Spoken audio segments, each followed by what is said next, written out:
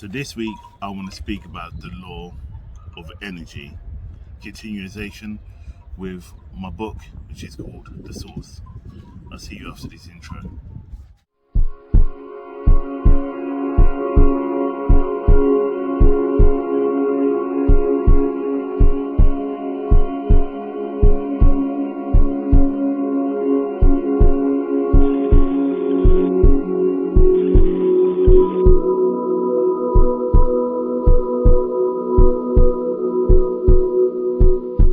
Back. My name's M. I'm Karnak Holistics, but we learn together and we grow together in the sight of God. So today I want to speak about the law of energy.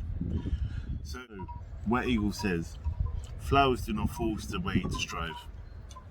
Flowers open perfection, slow in the sun. Don't hurry with spiritual matters, step by step, but very sure. That's White Eagle. So in a nutshell, what Eagle was saying is that don't force the energy for shift, for change. It would naturally come. It would naturally evolve. It would naturally be a part of your creation, your new growth, your new expansion. And just like a baby in a womb and a baby recognizing his mother and his father, they instinctively know, they don't need to be told, they instinctively know by the vibration, smell, and a feeling of what that individual parent is. For example, with me and my oldest son, when he was born, I just read this from an extract from my book. For example, I can explain the sound and feelings in a simple way about my own child's birth. When Jordan, my oldest son, was born, he was laying in my arms, and he was in my arms, and he started crying for about 2 minutes. I called to him, Jordan, shush, baby boy. His face changed and he looked at me. He became calm and he became silent. The thing is like when he was in his mother's womb, I always used to speak to him, and so he knows the vibration of my voice and the sound. I also used to lay my hand on the stomach of his mother, so he could feel, and he always used to move towards my hand and could feel my energy upon the belly. And the same I've done with my second son. So the important thing why I say this is because we instinctively know that we are about growth and beginning to start shining. Like the sun doesn't get told it's time to come out, it comes out instinctively. The moon doesn't come out because it gets told you need to come out. The flowers are not told point towards the sun. When the sun comes out, it instinctively knows. And when the sun doesn't come out, and when it's just grey, it still points in the direction of where the sun is.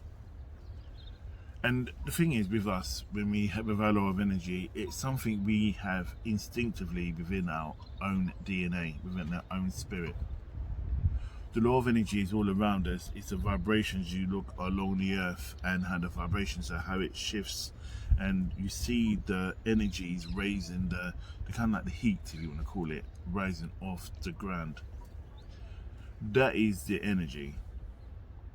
Our energy is our spirit. And when we align ourselves with other people who have these kind of connections with our own fellow energy, we can then grow, strive, and become more than what we are today. If we start using the law of energy more and we use our own inner power and develop ourselves, we will be able to see and touch upon greater things as we strive. We also too much like to wait for other people to tell us what we should do, where we should go, and how we should develop. As I said in previous videos, that people don't know us as well as we know ourselves, and we hide ourselves behind those people and kind of seek permission. In reality, we don't need to seek permission from them. We can get our own permission, and we can only strive the way we want to strive and be what we want to be. And I know many people who have turned around and said, oh, they were relying on this person to help them to fund them to do whatever, but the reality is you don't need that kind of reliance. You find your own way. You need to look from within, and you must really identify what your unique gift is and what it is that you're here to do. Because we spend so many times just kind of like existing and living. I think it's a beautiful book. I'm trying to remember who it was by. I'll link it in a link below, but he talks about how we live our lives based upon our own parents' failures or successes, or by friends' failures or successes. And the reality is that we have to go off and be a doctor, lawyer, teacher, whatever, because our parents either didn't or they did. Or we get into our own family business when we sometimes rebel against it. My dad was a carpenter, his dad was a carpenter, his dad was a carpenter. My brother became a carpenter, but I didn't. It doesn't mean I don't long to, sometimes when I'm stressed or I need to get away, I build stuff. But I build in my own unique way, and my dad never ever forced us to go that way, to be the same as him. One thing he always just said is that you would only find your own true path. It's not for him to control or tell what to do, but be the best what you can be. You know, as we're beginning to open up and we start to realize that shifts in the world happen and change for a reason, we then start realizing that the energies of life become more prominent. We spend a lot of time with our head in the sand, complaining and not really kind of embracing our own common idealism of who we are, or what we are, and what we want to become.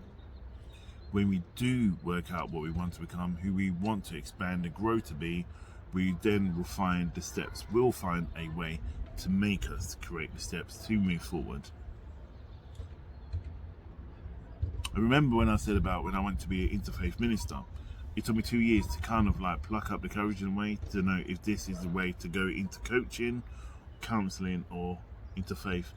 The reality is I spent so much time working with faith and working with people and their faiths that it made my heart sing. This is what I wanted to do.